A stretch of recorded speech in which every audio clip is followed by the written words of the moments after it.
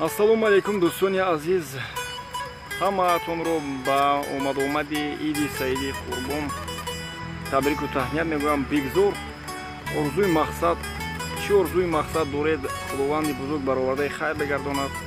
аз даргоҳи худованд барои шумо тани сеҳат хотири ҷамъ хонаи ободро хоҳон ҳастем. барои ҳаматон ин муборак бошад, дар паноҳи худо бошед, саломат бошед, сарбаланд бошед. барори кор.